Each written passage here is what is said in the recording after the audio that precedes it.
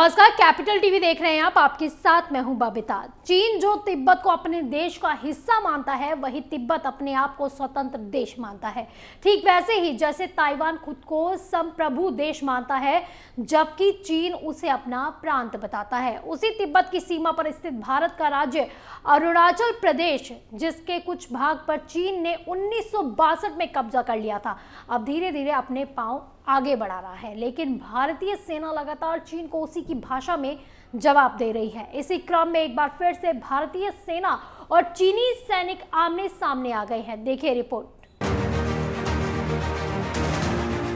भारत और चीन के बीच बर्फ से ढकी सीमा दोनों देशों के लिए काफी महत्वपूर्ण है। ये दो विशाल एशियाई देश हैं और एक दूसरे के पड़ोसी भी हैं। दोनों पड़ोसियों के बीच एक क्षेत्र है, बामुला दर्रा, जो सामरिक दृष्टि से महत्वपूर्ण क्षेत्र है। भारत की सीमा चौकी को चिन्हित करने वाली झोपड़ियां चीनी सैनिकों से कुछ ही मिनटों की पैदल दूरी पर है, जहां चीन की पीपुल्स लिबरेशन आर्मी के सैनिक बर्फ से ढके हुए क्षेत्र को पूरी मेहनत से रक्षित कर रहे हैं। इस सीमा को आर पार जाने की अनुमति कुछ ही लोगों को है, जो जान पहचान वाले हैं। हालांकि किसी को भी एक तरफ से दूसरी तरफ जाने की इजाजत नहीं है, न ही सामानों का व्यापार हो सकता है। जबकि दोनों देशों के बीच व्यापार मौजूदा वित्त वर्ष में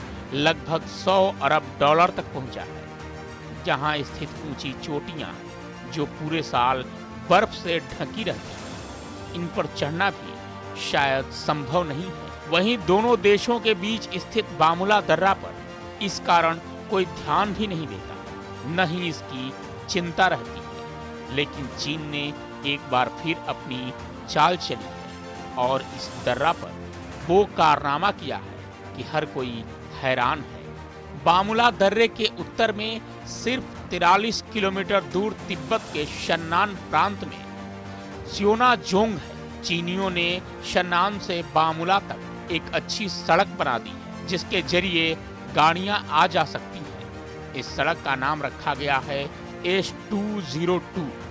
इसे लेकर भारतीय सेना चिंतित नजर आ रही है।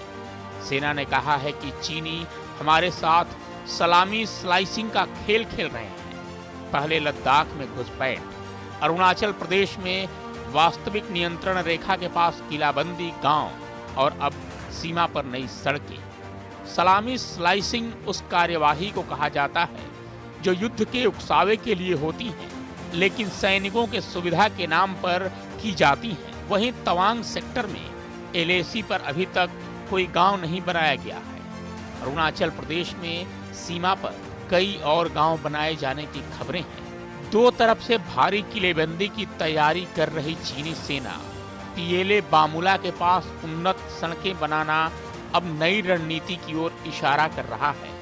दरअसल इस दर्रा के ऊपर लगभग 15,000 फीट की ऊंचाई पर भारत का मिसाइल स्थल स्थित है, जिसे सुरक्षित रखना भारतीय सैनिकों के लिए काफी अहम है। वहीं चीनी सेना की बनाई हुई सड़क S202 का एक पश्चिमी छोर नमका चू की ओर जाता है, जहां दोनों देशों के बीच 1962 के सीमा युद्ध में पहली बार लड़ाई हुई थी। इस क्षेत्र में थगला चोटी पर भारतीय चौकियों की ओर मुंह किए हुए दो और प्रमुख PLA शिविर हैं, जहां चीनी सैनिकों द्वारा हाल ही में घुसपैठ की गई थी। इस साल के शुरुआत में चीनियों ने न्यांगची शहर को मेडोग से जोड़ने वाली सांगपो नदी घाटी के माध्यम से एक और प्रमुख सड़क का निर्माण किया, जो बामुला के पूर्व में अरुणाचल प्रदेश की सीमा का सबसे छोटा मार्ग है। चीन के साथ लहासा को जोड़ने वाले मार्ग के बाद एक दूसरे रेलवे मार्ग से जल्द ही निंगची के सिचुआन से जोड़े जाने की उम्मीद है। अब इसे लेकर भारतीय सेना सतर्क और सचेत हो गई। वहीं भारतीय सेना बामुला दर्रा के पास बनी सड़क पर नजर बनाए हुए है। एक बार फिर उम्मीद है कि इस मुद्दे को लेकर भारतीय और चीनी सेना 15,000 फीट से ऊपर की ऊंचाई पर आमने सामने आ सकती है। चीन की इस हिमाकत के बाद एक बार फिर भारतीय सेना और चीनी सैनिकों के बीच झड़प बढ़ने की संभावनाएं हैं, क्योंकि चीनी सीमा पर लगातार इंफ्रास्ट्रक्चर बना रहे हैं। वहीं भारत भी अब इस दिशा में काम कर रहा है, लेकिन भारत की रफ्तार अभी धीमी है। कैपिटल टीवी में फिलहाल के लिए बस इतना ही। देश और दुनिया की तमाम बड़ी खबरों के लिए आप देखते रहिए कैपिटल टीवी। नमस्कार।